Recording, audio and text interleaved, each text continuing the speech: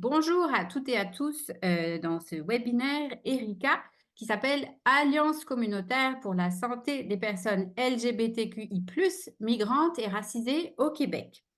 Donc aujourd'hui, c'est moi qui anime. Je m'appelle Adèle Garnier. Je suis professeure agrégée au département de géographie de l'Université Laval à Québec, où on n'est pas encore impacté par les problèmes de météo, mais si jamais ça coupe, c'est que ça arrive aussi chez nous. Et donc, c'est un événement organisé par l'équipe de recherche sur l'immigration au Québec et ailleurs, l'ERICA, que je co-dirige avec Mireille Paquette et Catherine Hardet, qui regroupe des chercheurs et chercheuses venant de 5 universités québécoises, dont un de nos invités aujourd'hui, et aussi des chercheurs du ministère de l'Immigration, de la Francisation et de l'Intégration de Québec, donc le MIFI. On a pour objectif dans l'ERICA de faire émerger de nouvelles connaissances sur l'immigration au Québec et dans le monde grâce à une approche multidisciplinaire qui est bien reflétée dans le webinaire d'aujourd'hui. Avant que je rentre dans le vif du sujet et que je vous présente nos invités, quelques notes techniques. Cet événement est enregistré, donc si vous avez reçu un lien, vous allez aussi recevoir un lien vers l'enregistrement dans quelques jours. Ce sera disponible sur plusieurs plateformes web.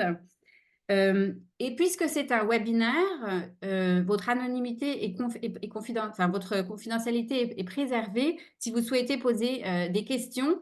Et par contre, puisque c'est un webinaire, justement, la façon de poser les questions, c'est d'utiliser la fonction Q&R en bas, donc questions et réponses ou Q&A si vous l'avez en anglais, ou dans le chat, donc, ou dans la conversation en bas.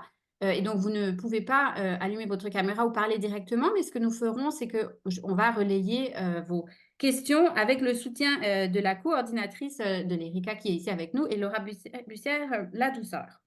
Donc, vous pouvez, tout au long de la présentation, poser vos questions, en fait, dans les deux fonctions que j'ai données, donc le Q&A et le chat en bas de votre écran, et on y viendra à la fin de la présentation. Donc, notre webinaire, Alliance communautaire pour la santé des personnes LGBTQI+, migrantes et racisées au Québec, eh ben, ça porte en fait sur le fait que ces personnes vivent plusieurs barrières structurelles d'accès aux soins de santé à leur statut migratoire, en fait, ça c'est des affaires de xénophobie, en lien à leur race, des personnes migrantes, à leur orientation sexuelle, donc c'est plus lié à l'homophobie, mais aussi à leur identité de genre, donc la transphobie. Donc il y a pas mal de barrières auxquelles ces personnes sont confrontées pour accéder aux soins de santé. Il faut aussi savoir que il y a des facteurs qui font que ces personnes peuvent être très traumatisées quand elles se tournent vers les soins de santé pour les facteurs que j'ai donnés et aussi, par exemple, en raison des conditions de persécution dans leur pays d'origine. Donc, nous, ce qu'on va faire aujourd'hui, on va se concentrer sur l'expérience de la clinique Mauve, qui est un laboratoire social et de recherche qui se focalise sur les enjeux avec les sexualités, les genres et la migration. Donc, nos deux panélistes ont exposé des réflexions sur la matière dont cette alliance de santé communautaire peut lever certaines barrières structurelles et intersectionnelles. Donc vraiment, on voit en fait comment faire travailler les gens ensemble pour le service de cette communauté-là. Donc pour en parler, nous avons deux experts aujourd'hui, Ahmed Hamila et Marianne Schwatt. Ahmed Hamila est professeur adjoint au département de sociologie de l'Université de Montréal et membre de l'ERICA, je le disais. Il est spécialiste des migrations internationales et des enjeux de genre et de sexualité, et ses travaux actuels portent sur les politiques d'asile liées à l'orientation sexuelle et l'identité de genre, l'accès aux soins des populations migrantes vulnérables et les solidarités transnationales.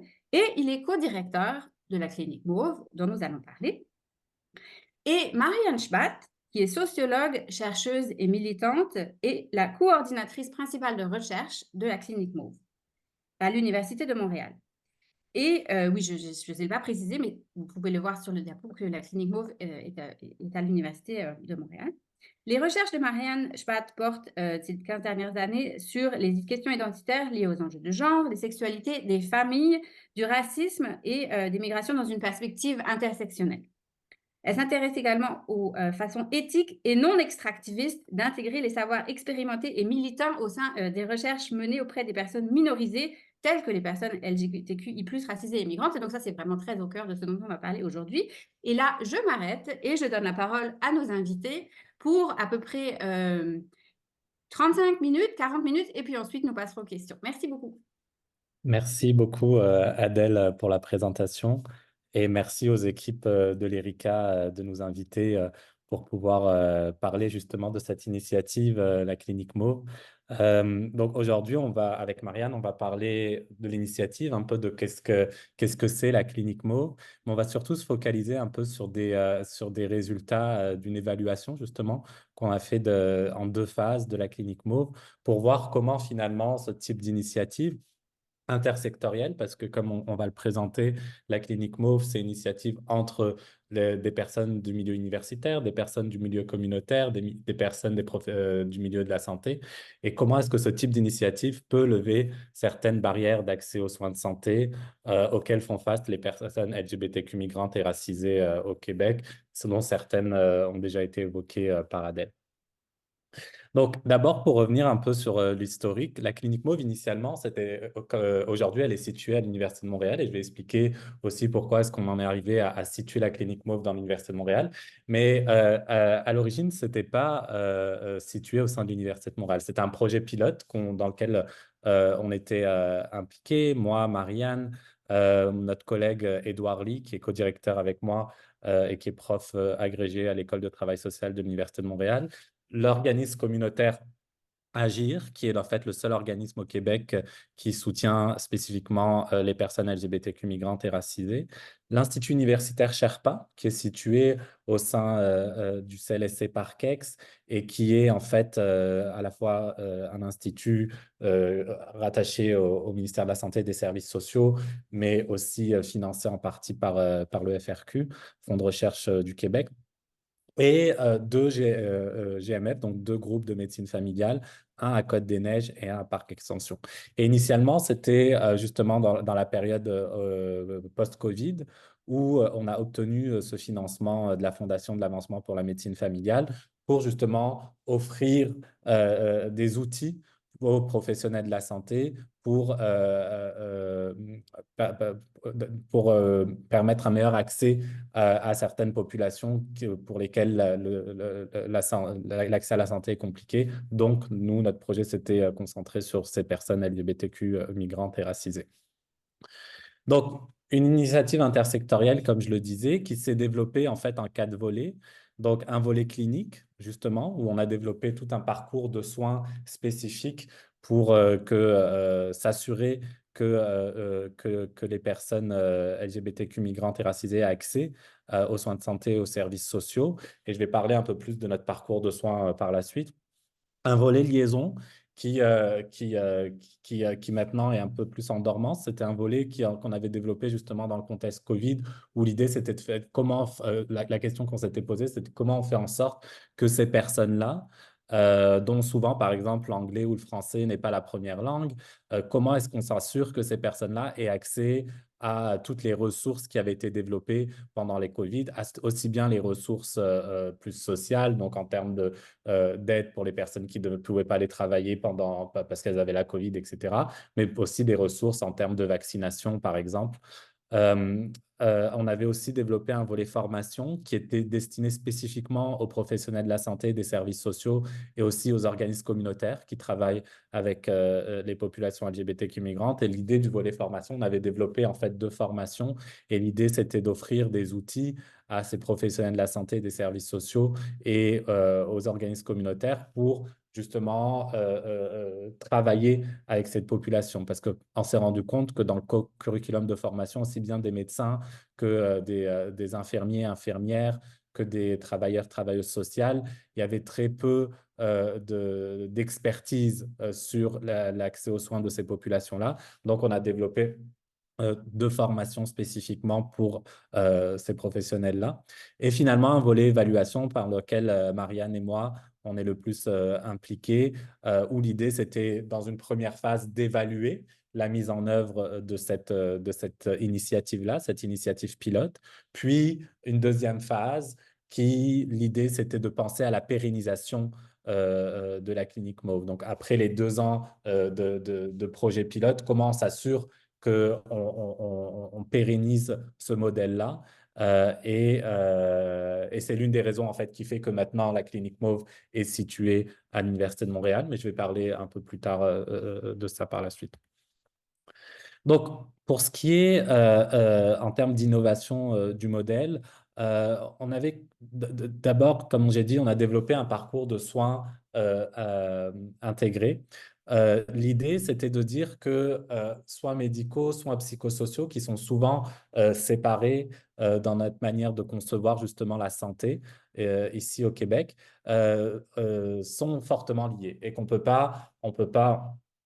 pas penser ces soins-là indépendamment l'un de l'autre. Donc, on a développé en fait un parcours de soins où l'idée, c'était la personne, elle rencontre d'abord, et la porte d'entrée en fait vers les soins de santé, c'était le ou la travailleuse sociale qui fait une première évaluation avec un père ou une père navigateur, un père navigateur, une père navigatrice, et par la suite a accès à différents professionnels de la santé. Donc, on a développé tout un parcours de soins où la personne avait accès à au moins 2 professionnels de la santé dans sa prise en charge au sein de la clinique Mo. Comme j'ai dit, la porte d'entrée d'habitude au Québec, c'est souvent le médecin qui par la suite fait des références, soit psychologue, TS, d'autres professionnels. Nous, l'idée, on a dit que si on voulait faire une évaluation complète et pas juste une évaluation de la santé physique, il était important que la porte d'entrée soit la personne travailleuse sociale. Donc ça, c'était un autre élément nouveau qu'on a voulu mettre en place dans le modèle de la clinique Mauve. Et enfin, la paire navigation, qui en fait, l'idée, c'était d'avoir des personnes qui sont elles-mêmes des personnes LGBTQ migrantes et qui ont fait face à des défis, qui ont fait face à ces défis-là d'accès aux soins pour accompagner les populations qu'on dessert dans l'accès aux soins de santé et services sociaux, notamment naviguer ce système. Donc, un père navigateur, une père navigatrice pouvait à la fois accompagner nos populations à leur rendez-vous, les accompagner pour remplir des formulaires, offrir du soutien aussi émotionnel. Donc, c'était toute une charge finalement pour s'assurer que ces personnes-là aient un accès aux soins de santé et aux services sociaux. On en avait 4 pairs navigateurs pendant la phase pilote. Ensuite, on est descendu à 2 pairs navigateurs. Donc, comme je disais, que ce sont des personnes LGBTQ migrantes et racisées. Une personne parlait anglais, français, espagnol, et l'autre qui parlait anglais, français, arabe, parce que la plupart des populations qu'on desservait étaient surtout des populations arabophones et hispanophones. Donc, co-construction avec les communautés concernées, notamment avec l'organisme communautaire Agir, ça j'en ai déjà parlé. Formation qu'on a données qui sont informées par les plus récentes recherches et une collaboration intersectionnelle entre des groupes de médecine familiale, publique, privée, les centres de recherche, donc l'Institut universitaire Sherpa, et aussi le CRESP, qui est l'Institut de recherche en santé publique, et le secteur communautaire. Donc, comment est-ce qu'on pense la clinique Mauve? On l'a pensé comme un laboratoire social, en fait, où l'idée, c'était aussi d'essayer, comme quand on veut développer un peu des modèles un peu plus innovants, l'idée, c'est aussi de faire des tests, essais-erreurs, de voir ce qui fonctionne pas, comment est-ce qu'on peut, parce qu'on peut pas travailler dans la rigidité quand on essaye de mettre en place un nouveau modèle. Donc, l'idée, c'était vraiment de penser ça aussi comme un lieu d'expérimentation, d'apprentissage, informé par la recherche, l'expérimentation, le développement de prototypes. Donc, volet clinique, ça, c'était un peu le parcours de soins que j'ai déjà évoqué, en fait, où l'idée, comme je disais, il y avait une première phase où on s'inscrit à la clinique Mauve. Ensuite, la personne rencontre la personne travailleuse sociale. Et après, comme j'ai dit, tout au long de sa prise en charge, elle est suivie par au moins 2 professionnels de la santé, ce qui permet finalement une prise en charge intégrée des besoins de la personne. Pendant les 2 premières années de fonctionnement de la clinique Mauve, ça c'est quelques chiffres, mais on a desservi au total 105 personnes LGBTQ migrantes. Et vous pouvez voir finalement le nombre de consultations et le nombre d'interventions qui ont été nécessaires dans la prise en charge, qui démontrent finalement que ces personnes sont des personnes avec plus de besoins généralement, parce qu'elles font face à davantage de défis, ce qui fait en sorte que tout au long de leur prise en charge, qui pouvait courir généralement dans une première phase, c'était 12 semaines. Tout au long de cette prise en charge-là, elle voyait plusieurs fois les différents professionnels de la santé. Ça, on a fait une enquête auprès des personnes qu'on a desservies. Là, vous pouvez voir, par exemple, que 59% ont indiqué que les services au sein de la clinique étaient de meilleure qualité que les services en dehors. 93% ont indiqué que le climat général pour les personnes LGBTQ migrantes et racisées était très acceptant. 83% ont indiqué que les services au sein de la clinique sont adaptés à leur statut migratoire. Et 0% ont entendu des commentaires transphobes, homophobes ou biphobes. Volet liaison, comme j'ai dit, donc ça, c'est le volet qui, depuis un peu la fin de la Covid, est plus en dormance. Mais pendant la période Covid, on avait développé justement des ressources spécifiques et des outils de sensibilisation aux impacts de la Covid, des ateliers aussi, notamment sur l'auto-soin, mais aussi sur la vaccination. Et aussi, hein, on avait, avec le CRI, on avait, qui est en fait un organisme d'interprétariat, et Interline, qui est un organisme de soutien pour les personnes LGBTQ par téléphone. On avait développé ce qu'on appelait le téléphone MOVE, qui était pour certains jours, pour certains moments dans la journée, avoir des personnes qui puissent offrir ce soutien, soit en arabe, soit en espagnol, pour des personnes spécifiques de la clinique MOVE. Volet formation, donc on avait 3 formations qui ont été offertes. Une spécifiquement en lien avec les questions de transidentité, donc la formation transdiversité. Une autre sur mieux intervenir auprès des personnes LGBTQ migrantes et racisées. Et une autre sur comment améliorer l'accès aux soins de santé et services sociaux pour les réfugiés LGBTQI. Pareil, on a fait une petite enquête auprès des personnes qui ont suivi la formation. Et quand on peut voir 90% indiquer que la formation leur a permis d'être mieux outillés pour intervenir auprès de ces personnes-là, et 87% indiqué que la formation reçue était pertinente pour leur pratique professionnelle. Enfin, pour notre 4e volet, qui va plus nous concentrer, sur lequel Mariam va plus parler, le volet recherche, comme j'ai dit, on était en deux phases. Donc, la première phase, en fait, qui cherchait à évaluer en fait la mise en place de ce point de service, mais aussi identifier les conséquences directes et indirectes de la COVID-19 sur les personnes LGBTQ migrantes. Et enfin, la deuxième phase, en lien plus avec la pérennisation, dont Mariam va plus nous parler aujourd'hui. En lien avec la phase 1, il y a quelques publications qui sont sorties, il y en a d'autres qui sont en préparation. Donc, je vous invite à aller les consulter pour voir justement un peu ces résultats. Donc, je ne vais pas aller dans le détail, et je vais laisser la parole à Marianne. Merci beaucoup, Ahmed, pour cette première partie. Alors, comme il vient de le dire, je vais prendre le relais de la présentation, vous parler un peu plus en profondeur de la deuxième phase de notre clinique, celle qui a commencé au début de l'année 2023 avec le changement légal de notre statut. Mais avant, je vais vous présenter quelques pistes qui ont été évoquées par les intervenantes et les intervenants, ainsi que les usagers et usagères qui ont été rencontrés dans le cadre de la phase 1, dont Ahmed vous a parlé. Donc, Ahmed nous a présenté la clinique, un peu ses fondements, ce qui a été fait aussi lors des premières années, notamment en termes de services. On en comprend que les personnes migrantes et réfugiées LGBTQ+, font face à des barrières multiples, comme ça a été dit, pour accéder à la santé, que ce soit des barrières linguistiques, des barrières organisationnelles ou des barrières liées à leur propre parcours dans leur pays d'origine. Donc, je vais vous présenter quelques pistes de solutions pour lever ces barrières. On peut changer de diapo. Je ne sais pas si on a la bonne, la bonne dernière version, Ahmed, mais ce n'est pas grave, on va faire avec ce qu'on a. Donc, une des solutions les plus efficaces et importantes qui a été soulevée et liée à la présence, c'est la présence des pairs navigateurs. Oui, je m'excuse, on n'a pas la Oui, bonne je version. viens de m'en rendre compte, j'ai pas Oui, pris la dernière version. Mais c'est pas grave.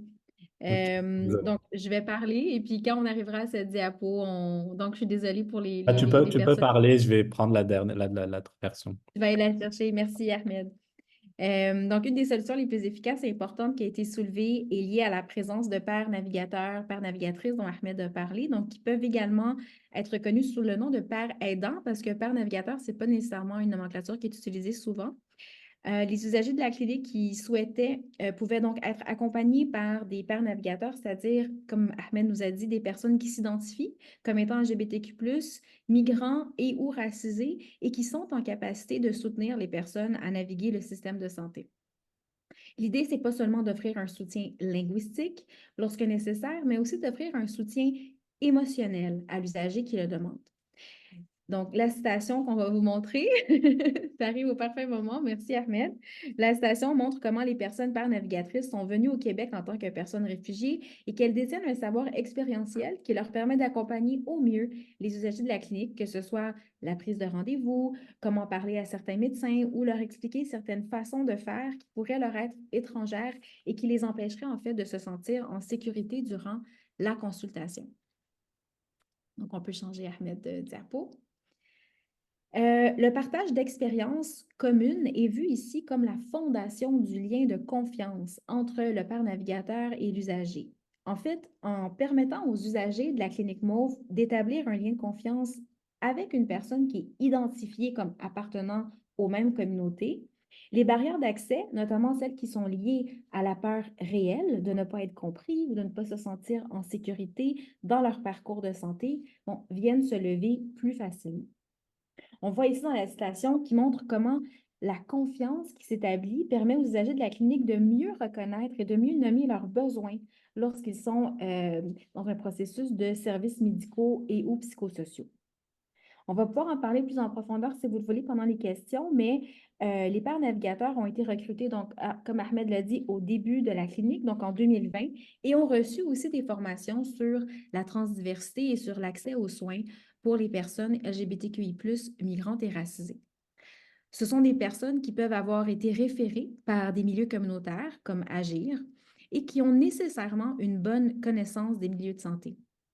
Pour le moment, à l'heure actuelle, en 2024, on n'a plus de père navigateur à la clinique Mauve parce que le financement qui nous a été attribué au départ pour LE et LE a pris fin.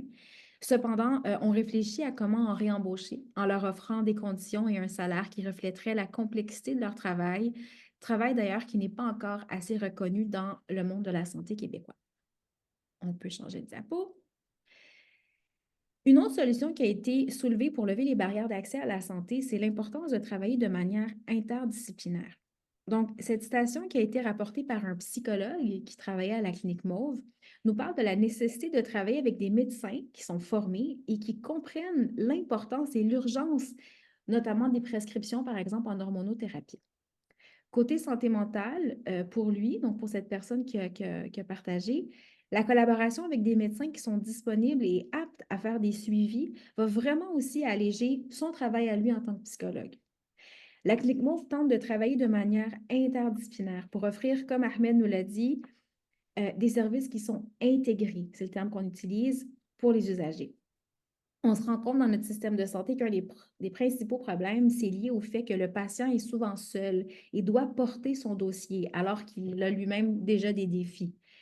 Il y a peu de continuité entre les services et donc se sentir qu'on est soutenu autant du point de vue des intervenants que des usagers, c'est fondamental. On peut changer de diapo.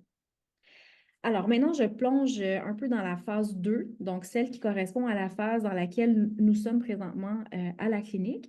Elle a débuté en janvier 2023 et elle va s'échelonner encore environ une année. Essentiellement après avoir évalué les services cliniques lors de son implantation, donc Ahmed nous a montré rapidement quelques données. La clinique est devenue une entité légale de l'Université de Montréal et on a obtenu des bureaux. Donc, je suis présentement dans un des bureaux de la clinique Mauve.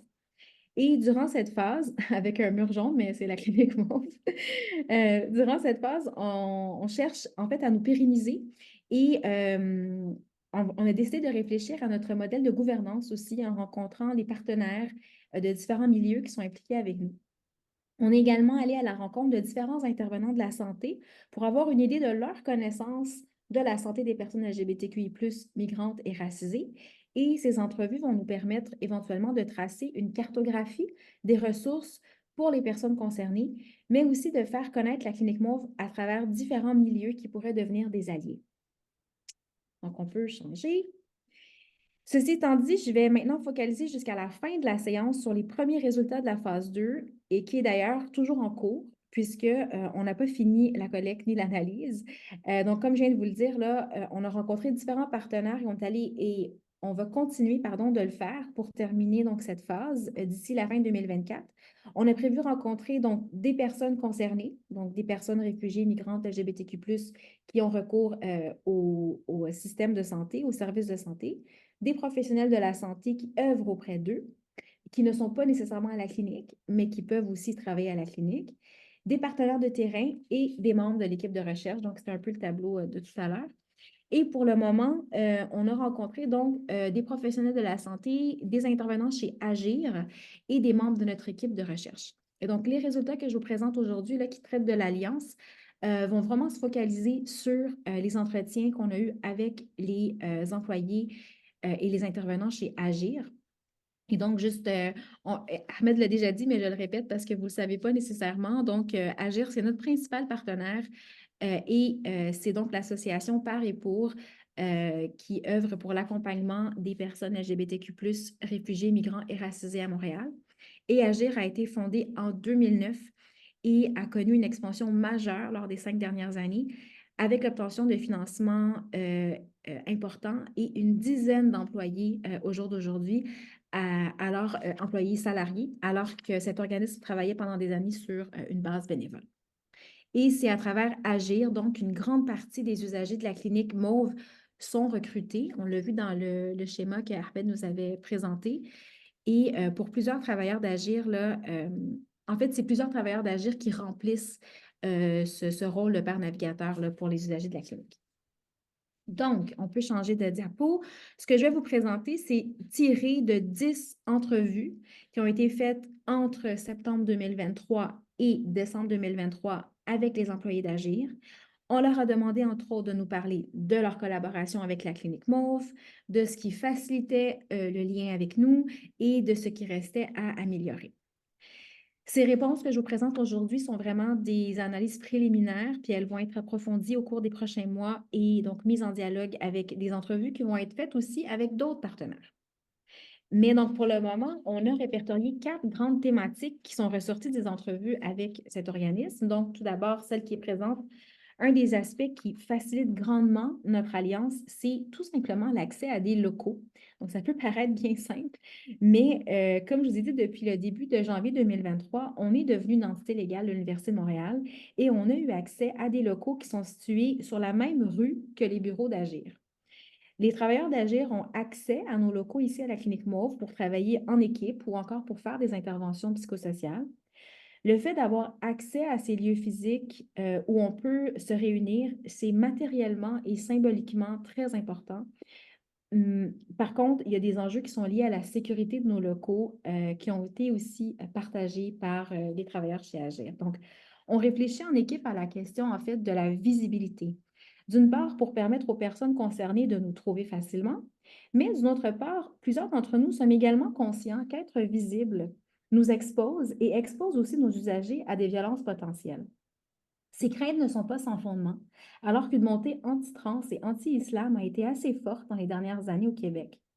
De plus, certains collègues universitaires, et je m'inclus dans ce nous, avons reçu des propos dévalorisants à divers degrés dans certains de nos cours, nous renvoyant l'impression que nous étions une menace à l'institution universitaire.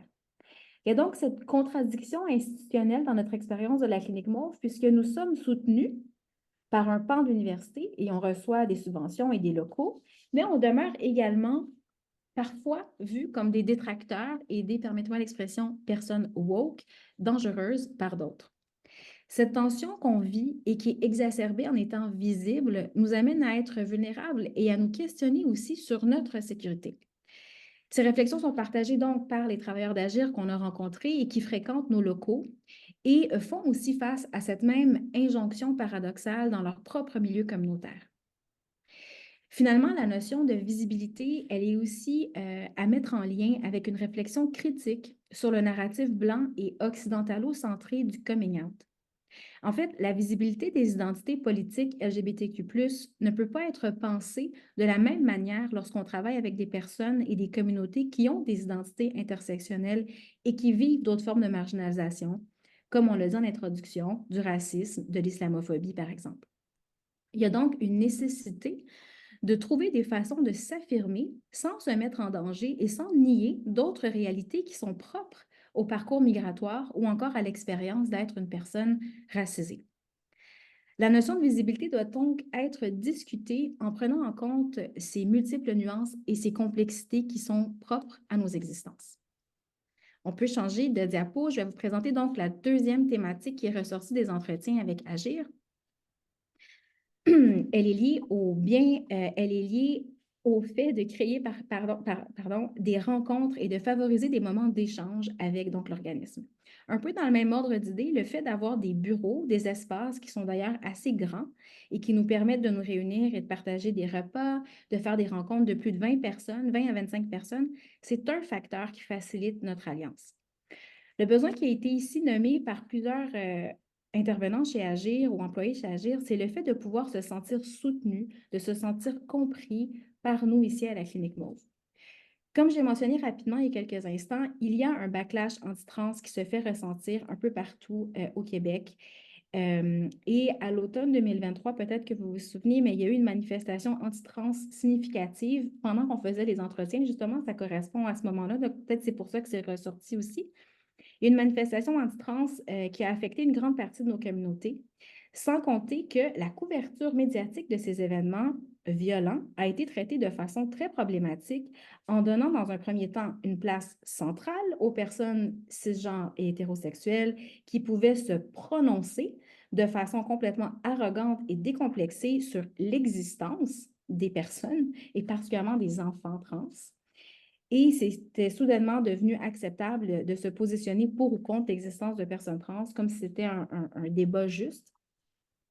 Et cette dérive a aussi été marquante parce que plusieurs médias ont renvoyé l'idée que les débats anti-trans étaient portés surtout par les communautés arabo-musulmanes, montrant des photos dans les premières pages des journaux de femmes racisées portant le voile qui s'opposent aux droits des enfants trans.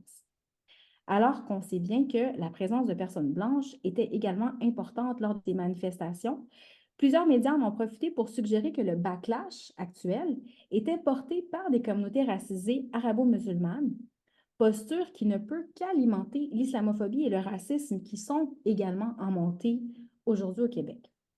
D'ailleurs, un des grands titres du Journal de Montréal après la première manifestation anti-trans en septembre était « Minorité sexuelle contre minorité religieuse » avec une photo d'une femme portant le voile à la manifestation. Vous pouvez vous imaginer que les jours qui ont suivi et les semaines qui ont suivi ces événements ont été difficiles pour nous à la Clinique Mauve ainsi que pour les travailleurs chez Agir. Ces manifestations et leur traitement médiatique par les personnes blanches et cis ont réactivé la stigmatisation accrue que nous vivons liée à l'intersection de la cis-hétéronormativité et du racisme ou de l'islamophobie. Il y a donc un besoin fort de se réunir entre Agir et Clinique Mauve et de discuter des stratégies, soit pour répondre à ces débats médiatiques complètement insensés ou tout simplement pour parler de notre inquiétude et de notre douleur. Dans ces moments, la frontière entre intervenants et usagers est très fine. Comme nos équipes sont composées principalement et presque exclusivement de personnes queer et ou racisées, ces moments de connexion, d'échange et de partage sont aussi des espaces pour guérir et pour garder un peu la tête hors de l'eau pour continuer à faire notre travail. Cela est d'autant plus important pour les intervenants chez Agir qui, comme nous, qui sont, comme on le nomme au Québec, des intervenants, on dit de première ligne. Donc, pas comme nous, pas comme moi et Ahmed, parce qu'on n'est pas dans l'intervention, mais donc, les personnes qui agissent sont des intervenants de première ligne et ils sont souvent des personnes qui vont recevoir aussi les contre-coups de toute cette stigmatisation accrue. On peut changer de diapositive. Donc, la troisième thématique qui ressort des entretiens, encore une fois en lien avec nos alliances entre Agir et la Clinique Mauve, c'est l'importance d'inclure, en fait, Agir dans nos décisions à la clinique. En fait, il ne s'agit pas seulement de les informer des décisions que nous prenons, notamment au niveau de la recherche, mais aussi et surtout de les inclure dans le processus de décision et dans l'orientation de nos recherches. Notre automne à la Clinique Mauve a été aussi caractérisé par d'importantes demandes de subventions qui vont nous permettre, on l'espère, si on les obtient, de devenir plus pérennes comme entité. Donc, nos liens avec Agir ont été réactivés pendant cette période puisqu'on souhaite donc réfléchir avec eux à ce que ça ressemblerait la recherche à la Clinique Mauve si on obtient donc toutes ces subventions. Bien qu'on est conscient qu'on fait des erreurs et qu'on doit rester vigilant pour ne pas créer des fossés entre les milieux académiques et communautaires, on souhaite sincèrement procéder à un mode, collaboratif pour penser la recherche et pas seulement pour penser l'intervention, comme le montrait Ahmed. Il y a toute une logique collaborative derrière et intersectorielle derrière les soins qui sont réfléchis à la clinique, mais la recherche est également pensée derrière un mode collaboratif. Et donc, ce mode collaboratif nécessite qu'Agir soit activement impliqué dans les formations qu'on offre et dans la mobilisation du contenu pédagogique et académique. On travaille également conjointement à l'élaboration d'un plan stratégique qui va nous permettre de solidifier encore plus nos liens et de réfléchir à la place de la clinique Mauve dans un organisme comme Agir et vice-versa. On va mettre en place un comité de pilotage, un steering committee, comme on l'appelle ici, dans les prochains mois pour qu'il y ait des représentants des deux milieux et pour que tout le monde se sente entendu et qu'on puisse veiller surtout au maintien d'une prise de décision commune et collaborative. Dernière diapositive, ce travail de partage, de reconnaissance et d'inclusion des savoirs expérientiels m'amène à vous parler donc de la 4e thématique qui est ressortie des 10 entretiens, qui est celle liée à la redevabilité, qu'on appelle aussi en anglais « accountability ». Pour les travailleurs d'Agir et pour les travailleurs de la Clinique Mauve, la notion de redevabilité, elle est probablement la plus importante pour conserver notre alliance dans des termes sains et le moins hiérarchique possible. Compte tenu de nos statuts qui sont différents et qui reçoivent aussi des validations distinctes, la Clinique Mauve qui porte aujourd'hui plus un chapeau académique et Agir qui est un organisme communautaire, il pourrait être facile de creuser des fossés entre nous. Il y a donc un travail conscient qui passe notamment par le fait de bien reconnaître nos ressources, mais aussi nos positionnements l'un face à l'autre et constamment réfléchir à comment nous pouvons avancer donc en se soutenant. Cette redevabilité passe aussi par l'ouverture et la possibilité de rester réflexif, de rester critique les uns face aux autres. Comprendre que nos deux identités ont besoin l'un de l'autre pour mieux avancer et au final garder en tête que nos missions et nos valeurs sont les mêmes. On souhaite desservir et accompagner une population, comme on l'a dit, qui a de nombreux défis et qui a de nombreux besoins en termes de santé. On souhaite le faire en valorisant et en mettant au centre l'expérience des personnes concernées et en appliquant une lecture critique, réflexive et intersectionnelle. Pour terminer, on dirait qu'il nous reste, Ahmed et moi, on pourrait vous confirmer qu'il nous reste beaucoup de travail à faire pour assurer que la Clinique Mauve va pouvoir rester dans le temps et devenir pérenne.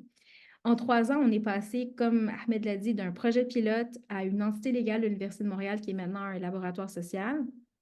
On a solidifié aussi la vision et les fondements de notre mission. Par contre, il reste encore à approfondir notre collaboration avec les milieux communautaires, donc Agir, qui est donc le principal.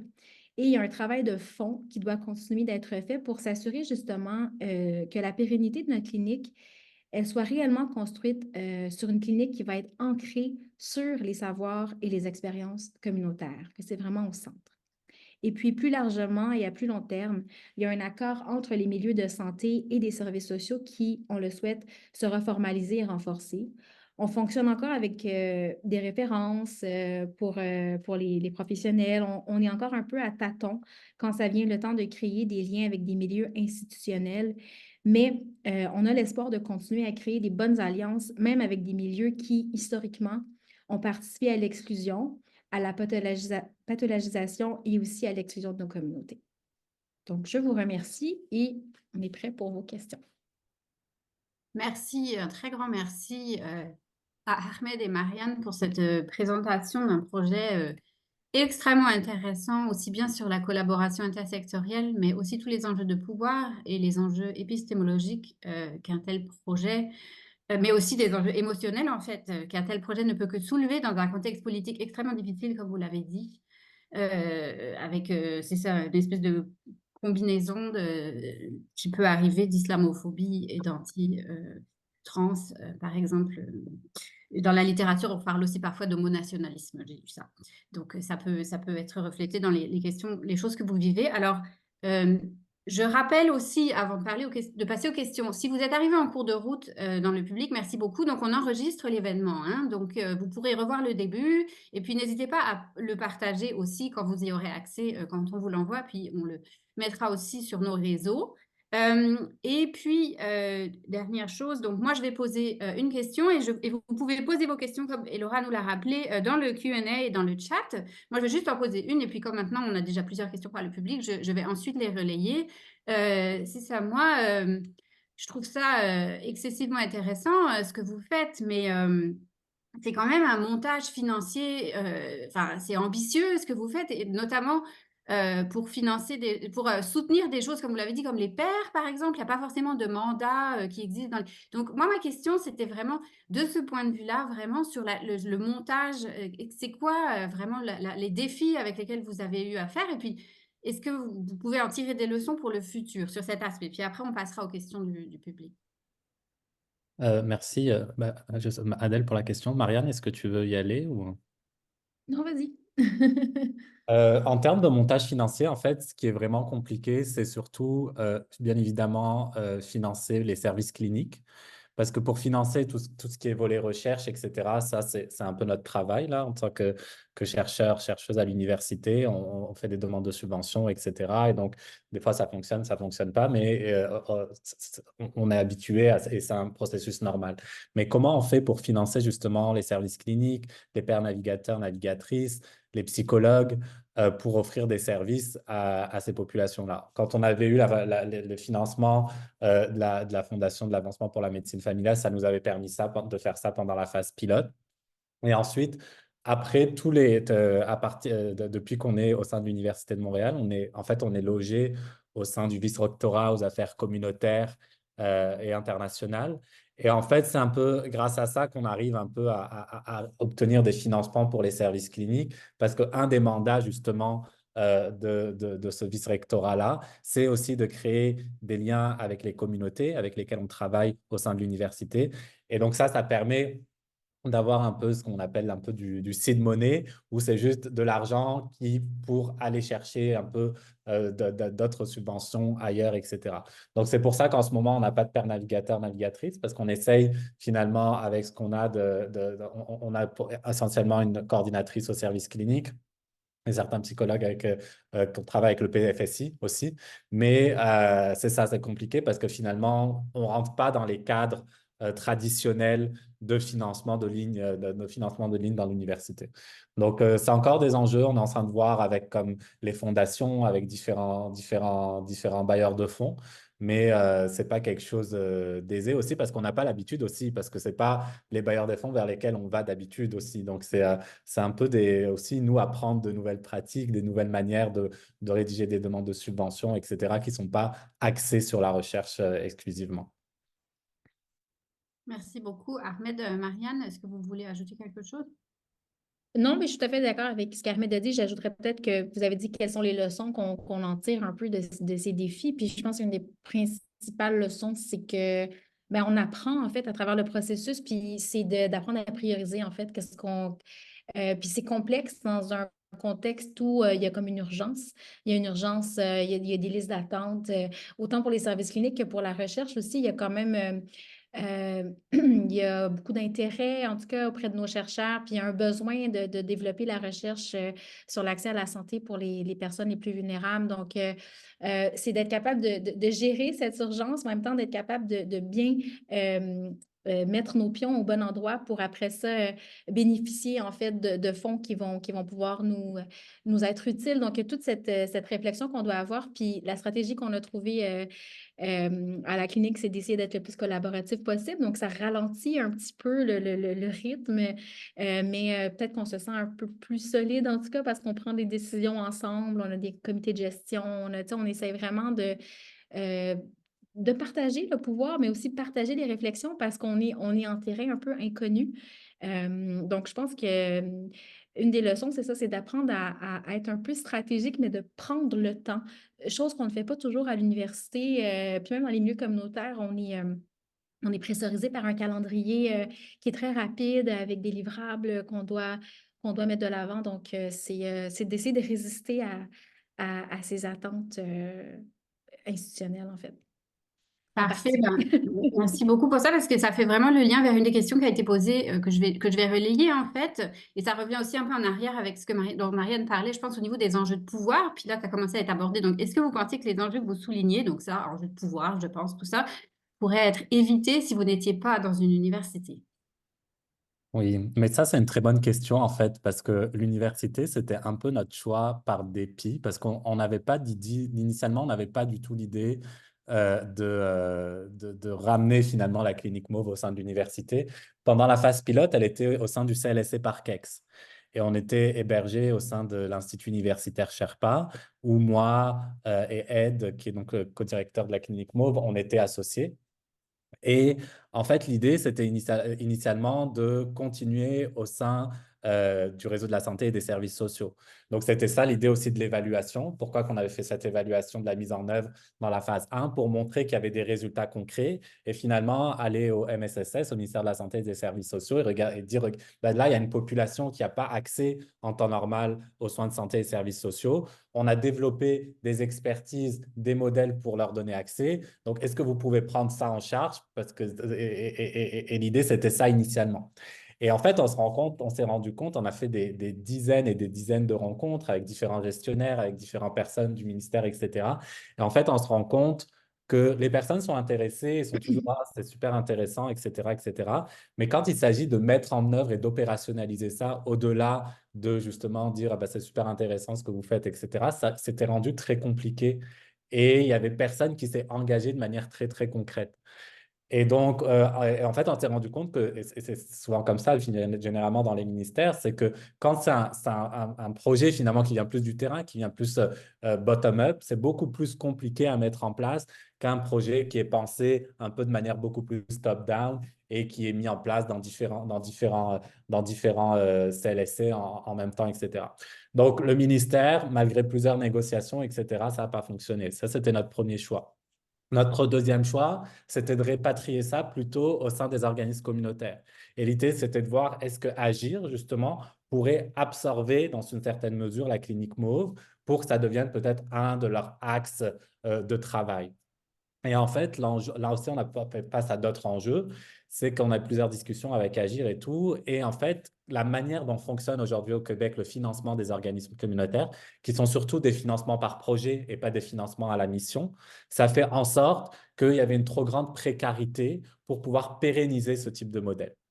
Et donc, Agir, déjà, là, avec les enjeux auxquels ils font face, etc., du fait justement que, pareil, comme disait Marianne, là, ils ont une grande, un grand développement au cours des dernières années. Et là, ils étaient déjà, comment on fait pour maintenir notre dizaine d'employés actuels? Ils ne pouvaient pas absorber une machine comme la clinique Mauve. Et donc, ça ne contenait pas non plus d'un point de vue communautaire, comme dit, du fait, je pense, essentiellement du financement, structurellement, comment le financement fonctionne des organismes communautaires au Québec. Et donc, c'est là qu'on en est venu, en fait, comme je disais, c'était notre dernier choix, à amener ça un peu à l'université. Donc, on a eu des discussions avec le vice-rectorat aux affaires communautaires. Ça faisait aussi du sens parce que l'Université de Montréal, c'était des quartiers aussi où l'Université de Montréal s'était implantée avec le nouveau campus 1000, qui a eu des critiques aussi par rapport à ça, parce que ça a apporté, qu'on le veuille ou pas, une certaine forme de gentrification dans le quartier Parkex. Donc, du fait de ces critiques-là, l'Université de Montréal s'était aussi engagée à offrir des services aux communautés dans ces quartiers-là. Et en fait, la Clinique Mauve, du coup, a été intégrée dans cette initiative. Comment est-ce qu'on offre des services à ces communautés-là? Donc c'est ça finalement, comme je dis, il y a ces enjeux-là, ils existent au sein de l'université, mais en fait, il y a d'autres types d'enjeux qui existent dans le milieu de la santé et des services sociaux, d'autres types d'enjeux qui existent dans le milieu communautaire. Donc, j'ai l'impression qu'il n'y a pas un milieu idéal finalement, parce que dans tous ces enjeux-là, il y a des enjeux de rapport de pouvoir, il y a des enjeux de financement, etc., etc. Merci beaucoup. Ahmed, est-ce que ça va si on ferme le partage d'écran? Comme ça, on pourra être Ah plus oui. Et puis, est-ce que Marianne, vous pouviez ajouter quelque chose? Sinon, j'ai deux autres questions pour vous ensuite. Non, prenons les autres questions. La réponse d'Ahmed était très, très complète à mon Super. avis. Donc, ces deux questions combinées, en fait, c'est est-ce que vous avez vu une évolution dans votre clientèle avec les arrivées plus importantes de demandeurs d'asile et avez-vous des clients qui sont sans statut? Marianne, tu veux y aller ou j'y vais? Non, vas-y. Ok. Il n'y a pas eu d'évolution concrète en fait, parce qu'en fait, comme disait Marianne, la plupart des personnes, comment ça fonctionne généralement, c'est des personnes qui rentrent en fait via Agir. Donc Agir dessert ces personnes-là.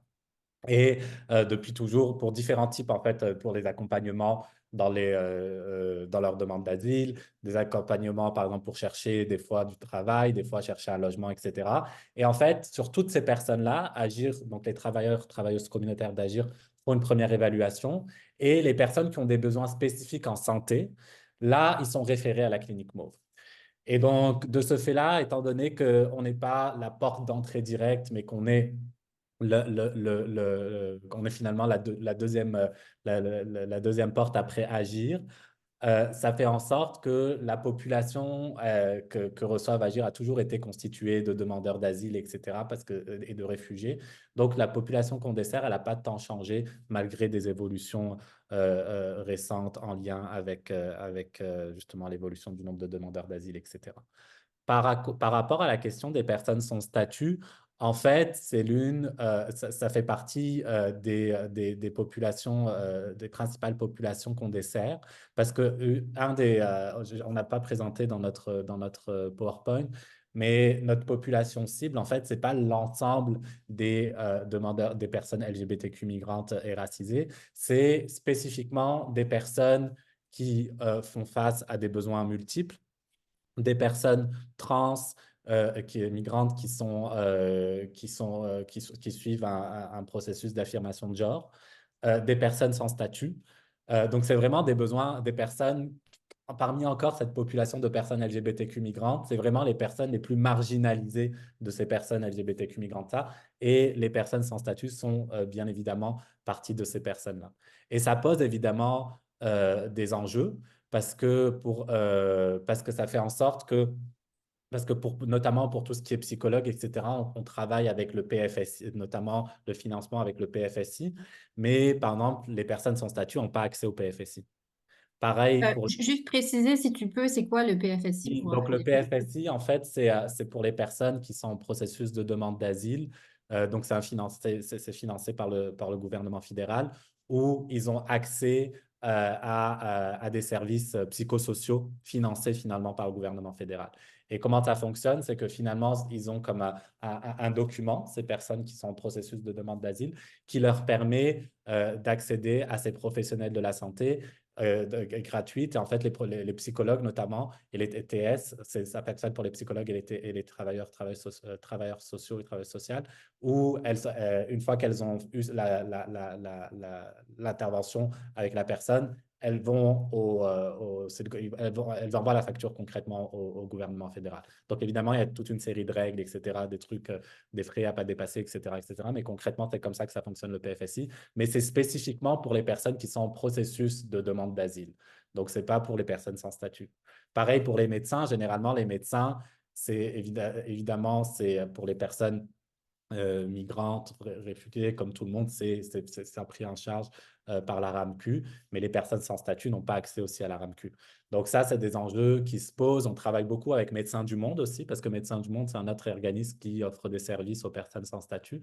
Donc on a développé aussi des liens avec Médecins du Monde, parce qu'ils travaillent eux, spécifiquement avec leurs médecins, avec leurs infirmiers, infirmières, etc. Donc il y a des référencements aussi avec les gens de Médecins du Monde pour justement gérer la situation spécifique des personnes sans statut. Parfait, merci beaucoup. Marianne, est-ce que vous souhaitiez ajouter quelque chose?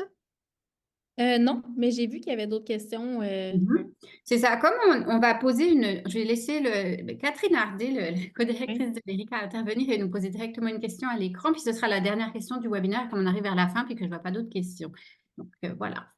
Oui, merci beaucoup. Merci Ahmed, merci Marianne. J'ai une question un peu pour savoir si est-ce que quand vous avez pensé fonder la clinique MOVES, vous êtes appuyé sur des expériences genre extérieures, peut-être des choses dans d'autres provinces au Canada ou même dans le monde, parce que c'est toujours intéressant évidemment de savoir si ce modèle a été développé ailleurs, quelles sont les leçons que vous avez pu en tirer ou au contraire, est-ce que c'est vraiment genre des initiatives novatrices ou est-ce que vous essayez de tisser des liens avec des autres province, ville ou autre. Donc, c'est un peu sur la question de l'expansion ou de la fondation de ce modèle en tant que tel. Merci beaucoup. Merci à vous. Je vais peut-être commencer, Ahmed.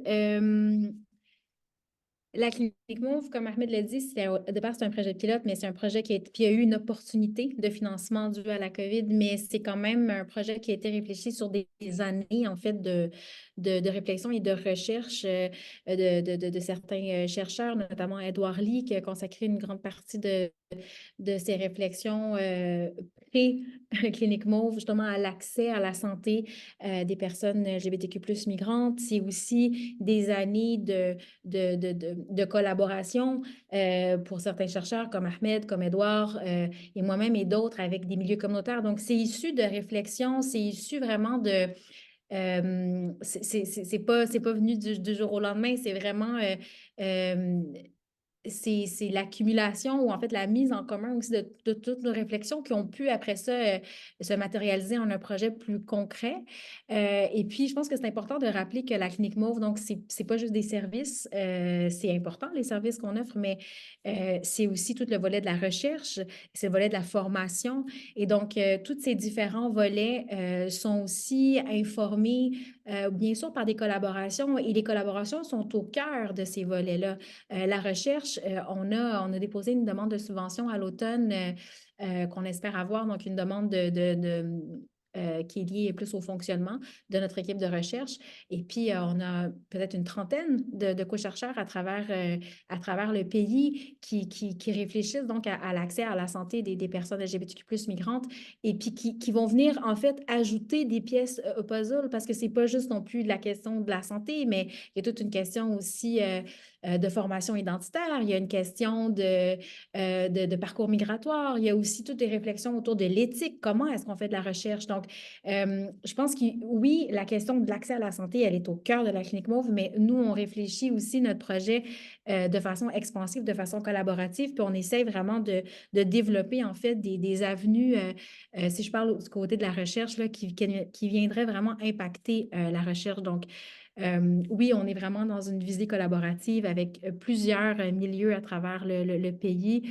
Et puis, je dirais, au niveau de la recherche, on va favoriser, ou en tout cas, on va être plus enclin à travailler avec des chercheurs qui sont eux aussi à l'aise avec la recherche collaborative, la recherche communautaire, qui ont en fait les mêmes visions, la même épistémologie, les mêmes méthodes.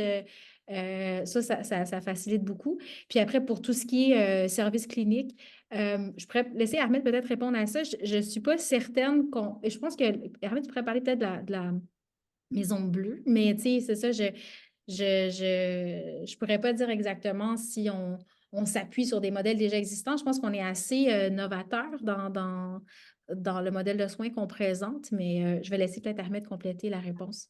C'est ça, en fait, une de nos inspirations, c'était ici la Maison Bleue, la Maison Bleue qui est un service, en fait, pour périnatal, en fait, pour les femmes qui sont plus dans des situations de vulnérabilité, pour justement accéder à des services périnataux et aussi quand elles ont des jeunes enfants, et qui a été fondée, en fait, par Vania Jiménez, qui est une des personnes qui était là qui était l'une des personnes avec laquelle on a obtenu en fait la première subvention.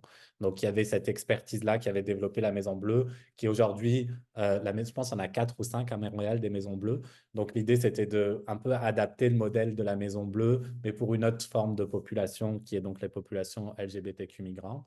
Mais comme j'ai dit, face aux défis qu'on a fait face, etc., la Maison Bleue et la Clinique Mauve n'évoluent pas de la même manière finalement, parce que la Maison Bleue, elle n'est pas située au sein de l'université aujourd'hui, etc. C'est plus sous forme d'organismes communautaires, je pense, qui sont constitués. Donc en tout cas, mais c'était vraiment notre inspiration initiale. À l'international, on travaille beaucoup avec des équipes. En fait, une équipe à Marseille gérée avec Gabriel Girard qui travaille aussi sur ces questions spécifiquement d'accès aux soins des populations LGBTQ, des populations aussi LGBTQ migrants. Et donc là, on est en train de voir justement comment est-ce que plus étendre peut-être un modèle comme celui de la Clinique Mauve dans d'autres contextes, notamment ce contexte-là à Marseille, parce que aussi, pareil, ils ont cette expérience de travail avec les milieux communautaires, etc. Il y avait un intérêt, en fait, par rapport à ce modèle-là. On était, Marianne et moi, dernièrement en France, justement, pour avoir des échanges avec les équipes de Gabriel Girard, etc. En termes d'initiatives concrètes aussi, très récemment, en fait, on a commencé des discussions avec une autre équipe qui s'est située à Sherbrooke, où finalement, presque parallèlement à la clinique Mauve, on développait un modèle que je trouve aussi super intéressant, mais où eux, leur idée, c'est la porte d'entrée principale, c'est les infirmiers, infirmières. Et donc, et je trouve que, donc on n'a pas encore, on a juste pris des contacts en fait jusqu'à maintenant. On a eu quelques échanges par courriel, donc on n'a pas commencé des collaborations concrètes, etc. avec cette équipe à Sherbrooke. Mais je trouvais que c'est un modèle intéressant et je pense que l'idée de base, c'est la même, c'est qu'on voit très bien que la porte d'entrée par le médecin ne fonctionne pas parce que comme personne n'a accès à des médecins de famille, ça ne fonctionne pas, donc il faut trouver des alternatives à ça. Et je pense que développer des alternatives pour les populations spécifiquement marginalisées, mais finalement pour les populations en général, ça serait, je pense que ça serait gagnant pour tout le monde. L'équipe à Sherbrooke, elle travaille pas avec les personnes LGBTQ migrantes. Je pense que c'est essentiellement soit des personnes migrantes, si je comprends bien, ou des personnes précarisées de manière générale. Mais il n'y a pas cet accès LGBTQ, enfin, il n'y a pas cet enjeu LGBTQ migrant. Mais je trouve qu'en termes de modèle, la manière dont ils développent, etc., je trouve ça super intéressant aussi. Merci beaucoup. On arrive déjà à la fin de notre heure de webinaire. Donc, un très grand merci à Ahmed Hamila et à Marianne Spath pour cette vraiment très belle présentation d'un projet intersectoriel très prometteur, très innovateur, même si c'est dans un climat très difficile. Et merci beaucoup aux participants. Nous vous invitons à visiter notre site de l'équipe de recherche sur l'immigration au Québec et ailleurs, erica.org, pour en apprendre plus sur nos activités. Vous allez aussi recevoir un lien vers l'enregistrement. Et puis, n'hésitez pas à le diffuser vraiment parce que y a pas, comme vous le dites, c'est quand même très novateur et il n'y a pas tant d'exemples de ça, de mélange de l'universitaire avec la pratique dans ce contexte de personnes LGBTQ migrantes. Merci à tous et au revoir pour aujourd'hui. Merci. Merci, au revoir. Merci.